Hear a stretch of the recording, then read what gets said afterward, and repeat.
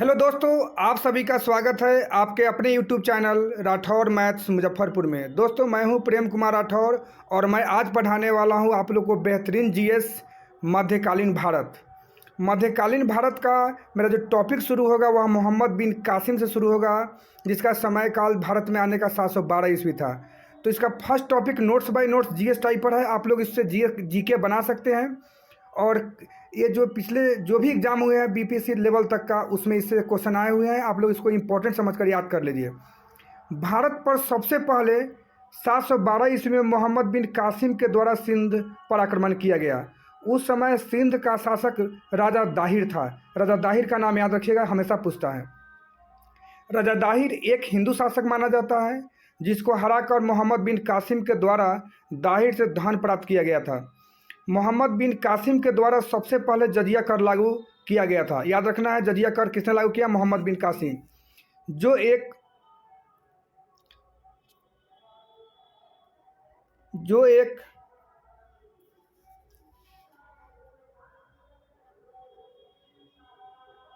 जो एक धार्मिक कर था। यह कर केवल हिंदू से लिया जाता था। मोहम्मद बिन कासिम को सबसे पहले भारत पर आक्रमण करने के लिए बौद्ध भिक्षु ने समर्थन किया था। मोहम्मद बिन कासिम ने दिरहम नामक सिक्के को चलाया था। तो मोहम्मद बिन कासिम का जो कंसेप्ट है मुख्य रूप से यही है। इसके आगे का जो देंगे वो हम मेंस में और लिखवाएंगे, आपको बताएंगे। महमूद गजनी के बारे में जानिए, जो गजनवी वंश का शासक था। महमूद गजनी के द्वारा भारत पर आक्रमण किया गया। यह गजनी का रहने वाला था। इसने भारत में पंजाब के हिंदू शाही शासक जयपाल को हराया तथा उससे धन प्राप्त किया था। नेक्स्ट पॉइंट है, मोहम्मद गजनी ने भारत पर 17 बार आक्रमण किया और हर बार इसने धन प्राप्त किया।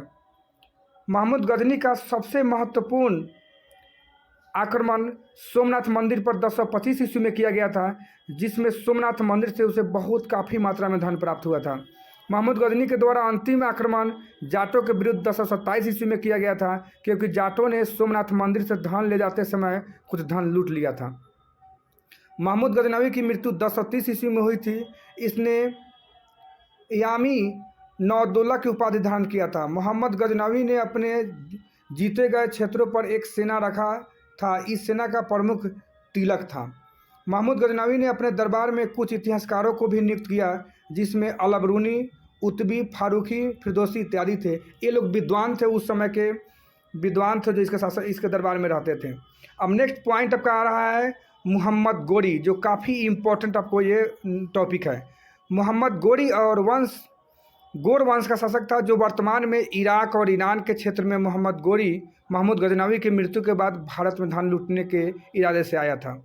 मोहम्मद गोरी ने सबसे पहले मुल्तान में मुल्तानी आदिवासी जो मुस्लिम था इनसे युद्ध किया था। मोहम्मद गोरी ने 1178 ईस्वी में भीम द्वितीय के विरुद्ध अभियान करता है। यह अपना अभियान जो है 1075 ईस्वी से शुरू करता है, लेकिन फर्स्ट अभियान मुख्य रूप से 1178 ईस्वी में शुरू किया था। यह अभियान गुजरात पाटन जो जगह है वहाँ पे हुआ था।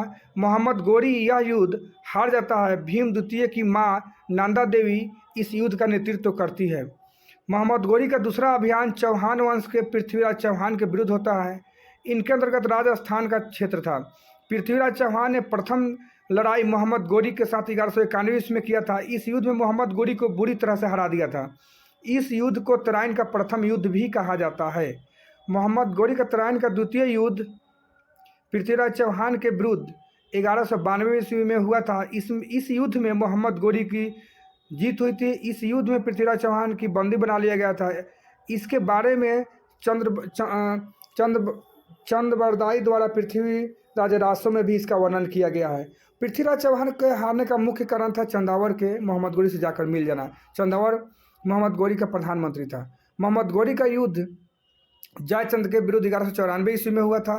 चंदावर में यह युद्ध होता है। इस युद्ध में चंदावर के युद्ध के नाम से भी जानते हैं। इस युद्ध में जयचंद की हार हो जाती है और उस क्षेत्र पर मोहम्मद गोरी अधिकार कर लेता है।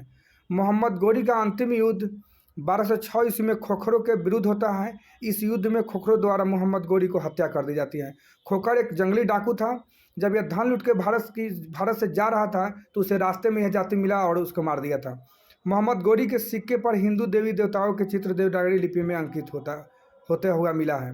मोहम्मद गौरी के अजमेर में 2.5 दिन का झोपड़ा मस्जिद का निर्माण किया, परंतु यह कुतुबुद्दीन ऐबक द्वारा पूर्णतः निर्माण किया गया था। अब जो ये कुतुबुद्दीन ऐबक का टॉपिक आया, कुतुबुद्दीन ऐबक इसी का गुलाम था और ये कुतुबुद्दीन ऐबक इसका गुलाम था। इसके जाने के बाद कुतुबुद्दीन ऐबक को यहाँ के अपना सौंप कर यहाँ का शासन व्यवस्था सौंप कर गया था। मोहम्मद गौरी की मृत्यु के बाद कुतुबुद्दीन ऐबक शासक बनता है। मोहम्मद गौरी का गुलाम था। कुतुबुद्दीन ऐबक ने गुलाम वंश की स्थापना 1206 ईस्वी में किया था, जिसको दिल्ली सल्तनत के नाम से भी जाना जाता है। दिल्ली सल्तनत में कुल 5 वंश हुए। फर्स्ट जो हुआ था गुलाम वंश हुआ था, दूसरा खिलजी वंश, तीसरा तुगलक वंश, चौथा सैयद वंश और पांचवा जो था वो लोधी वंश था, जिसकी समाप्ति 1526 ईस्वी में तराइन के पानीपत के प्रथम युद्ध में बाबर के द्वारा समाप्त होता है और बाबर कब्जा कर लेता है।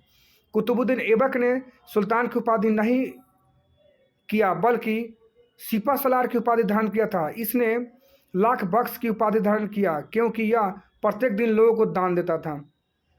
कुतुबुद्दीन ऐबक के समय अजमेर में 2.5 दिन का झोपड़ा का निर्माण किया गया था, जो पहले जैन मंदिर था, जिसे मस्जिद में बदल दिया गया था। इसने कुव्वत उल इस्लाम मस्जिद का निर्माण दिल्ली में कराया था। कुतुबुद्दीन ऐबक ने सूफी संत कुतुबुद्दीन बख्तियार काकी की याद में कुतुब मीनार का निर्माण किया। दिल्ली में शुरू किया था, लेकिन पूर्णतः निर्माण कार्य नहीं करवा सका। कुतुबुद्दीन ऐबक की मृत्यु के बाद मृत्यु चौगाना खेलते समय हो गया था। इसके बाद घोड़ा पर से गिरने के कारण हो गया था। इसके बाद का टॉपिक मैं नेक्स्ट टॉपिक में दूंगा। आज मैं इतना ही समाप्त करता हूं। दोस्तों, यह वीडियो आपको अच्छा लगा है तो इसे अगर चैनल पर न्यू है तो सब्सक्राइब करना ना भूलें, लाइक कमेंट करना ना भूलें। Thank you.